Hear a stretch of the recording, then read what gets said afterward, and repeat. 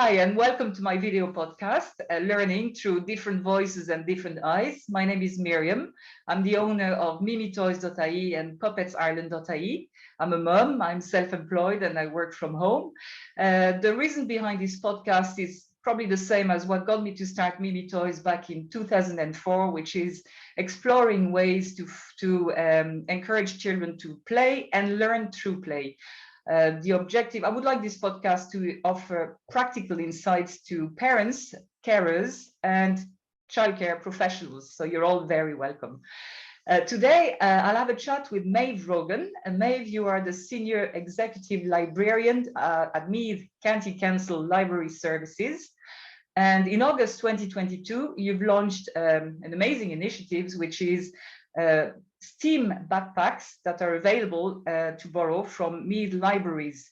So just as a quick reminder, STEAM stands for science, technology, engineering, arts, and maths. And I'm noticing that you have included the A for arts, which is brilliant. So Maedhbh, thank you for your time today. And can you tell us how the whole project started?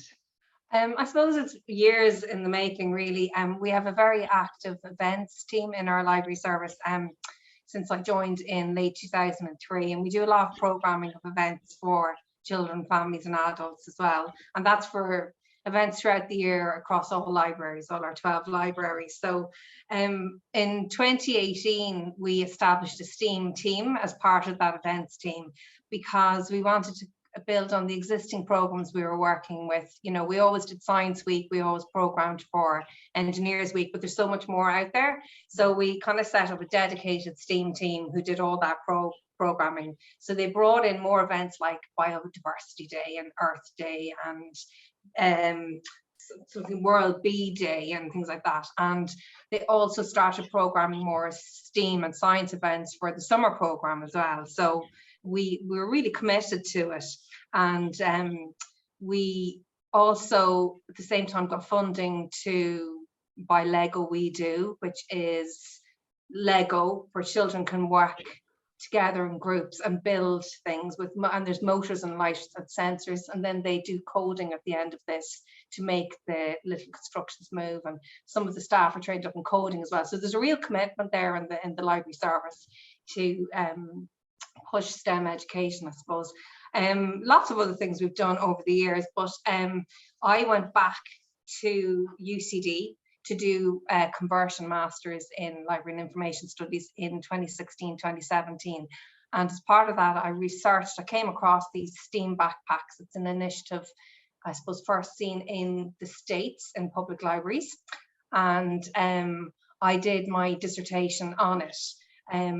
So quite a few libraries in the US had experiment tables where they'd put out an experiment for a few weeks and children could just play, or they had boxes, little kits that children could take home. And a couple of them were doing the backpacks, but nothing like this was in Ireland. And it was something I was very keen on. So I had it stored in the back of my mind as something I wanted to do, but the funding was never there. But then we met with Aoife, who is the community engagement officer for Facebook, which is now Meta, and she, you know, was wondering if we had any initiatives that, you know, she could fund, and I pitched a proposal for these backpacks, and she was very taken by them. So we got funding of €29,000 to roll this out, which is substantial funding. So that's really where it took off from, I suppose, the commitment in the library service to events, which then became a commitment to STEAM events.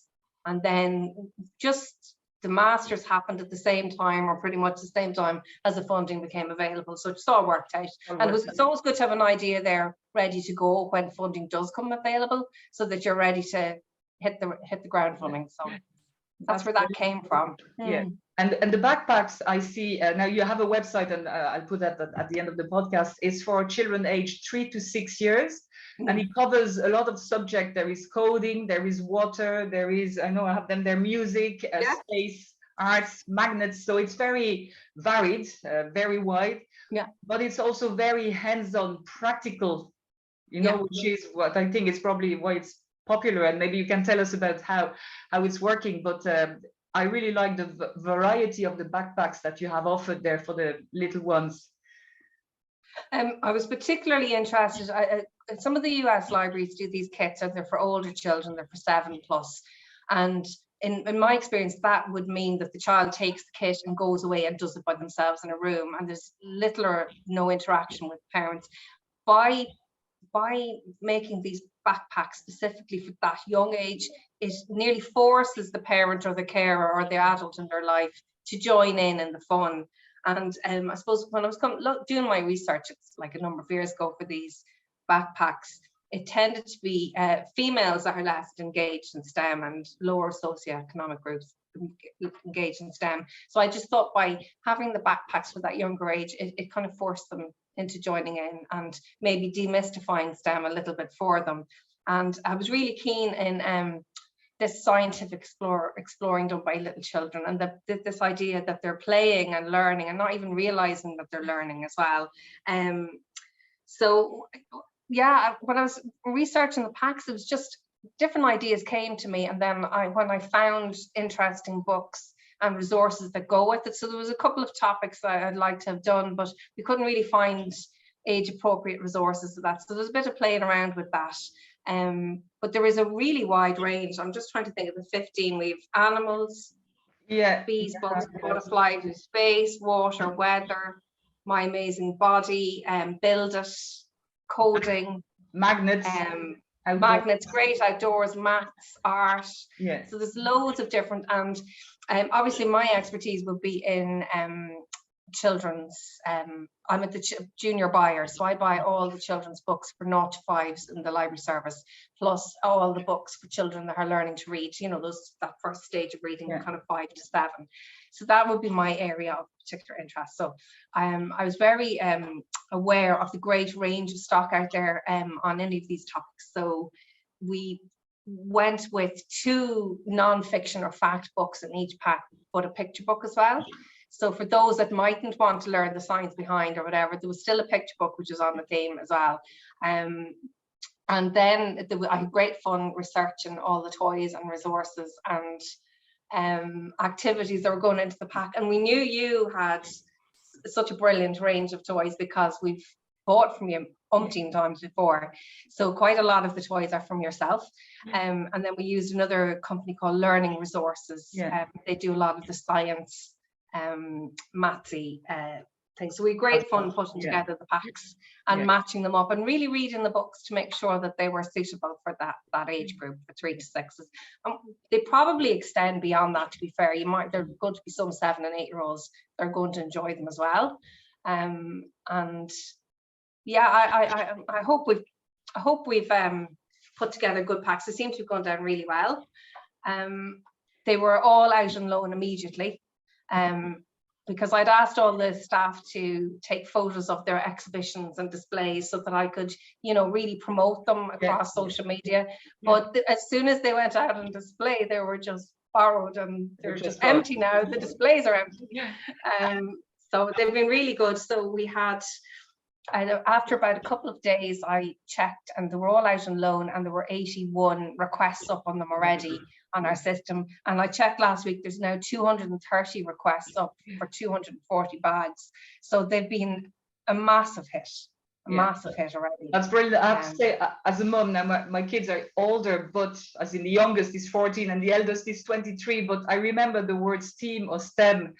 I wasn't too sure what it meant, and I'm not sciencey, I'm more on the creative artist type of things side of life. So it felt me full of dread. But I can picture myself as a young mom, young kids. You know, it's so practical, and it makes these words. It gives a lot of sense to these words, you know, and it's in your everyday life there is science, technology, engineering, maths, and arts. That is we are surrounded by these topics, let's say these subjects. So it's brilliant to make them, even as you were saying, for parents to be aware that these are topics that are easy enough to learn because we're surrounded by that. So I think I wouldn't be, I'd be like you, I wouldn't be in any way scientific or techie at all. And I was picturing myself as, you know, if I was a young mum with with children, just to have the whole pack together so that they can do as much or as little as they like with it.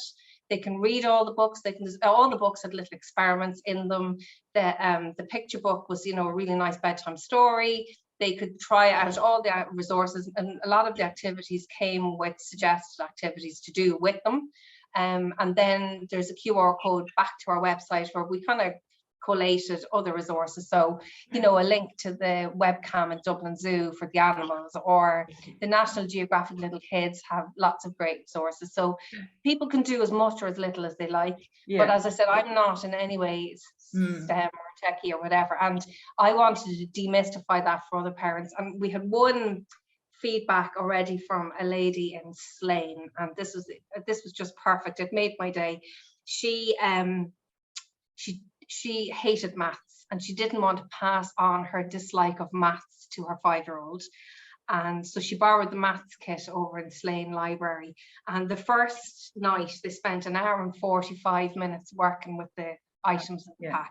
And she said they had a brilliant time. And she said she couldn't speak highly enough about it. And it just made my day. It was exactly why we wanted to launch this initiative. And she just confirmed it for me. So we were delighted with that. So there's a lot of the libraries asking for more of them. So we may have to go double up, or we may have to look at extending this for older children as well. Yeah, okay. It's a huge project, a huge initiative. And as you say, what I like about this is you can learn outside of the school or preschool environment at home, you know, can be a pleasant, fun, relaxed, hugely learning environment, and with parents. So that's a nice idea, nice concept. Yeah. I thought it was something that preschool teachers or junior infant teachers might even borrow for themselves to give them inspiration as to what they could do. And even the book stock, because we have such a large range of book stock in our 12 libraries that you'll never find in a bookshop, because we have far larger shelves, and we can stock more, and we have bigger budgets. So I just thought, even if a preschool or a teacher borrowed them, they might get ideas as to what they could do in their classroom as well. Make it fun. So some of the backpacks, I had great fun with these. We bought all the toys towards the end of 2019 into 2020, and we had 5 preschools lined up to do testing for us. And they were going to get the books and all the resources to give us their feedback. And then, of course, we won't mention the unmentionable, but that happened. And that just completely, and I couldn't postpone it any longer, so we eventually launched it this year. But they were all the packs are completely different. One of my favorite one is the space one, because we have a little astronaut's costume that the children can try on. And there's a projector for the ceiling with all the planets on it and things like that. In other ones, we've got magnifying glasses and bug catchers, and we have one of your ones is a lovely one. It's about building, so it's the wobbly wall. Oh, the wobbly, to build a little wall, and then to balance the chicken, I think, is on the top. So some gorgeous ones out there, and simple ones like an abacus for maths. So I have to say, grateful putting the packs together. So I'm really glad that they've been so successful. And tell me, just the practicalities. So to borrow the books, what do you have to do? We just have to be a member of Meath Libraries to borrow them.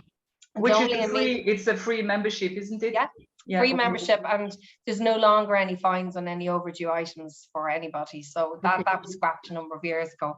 And they're only for Meath Libraries because we have a national catalogue now. So in general, people can borrow a book in Meath and return it in Kerry, and that works. But these backpacks have to be borrowed and returned within Meath, because it's just a Meath initiative. And completely free to borrow. We just ask people to let us know if something's damaged or needs replacing, or the batteries need replacing, or that there's no cost to anybody. And we just would appreciate if something goes missing or goes broken, that they just have it so we can replace it. So we can only loan it out to Meath borrowers, but 12 libraries, and we have another new one coming in Bettystown. So we will have 13 in the next year and a half. That's brilliant. You've been so busy, Maeve. And your team, I'm sure. So that's brilliant. Listen, thank you very much for your time. I found this really, really interesting and fascinating, and well done for launching this project. I think it's will do good to a lot of 3 to 6 and all the children and parents in Meath. Thanks very much. Thanks very much, Maeve. All the best. Bye-bye.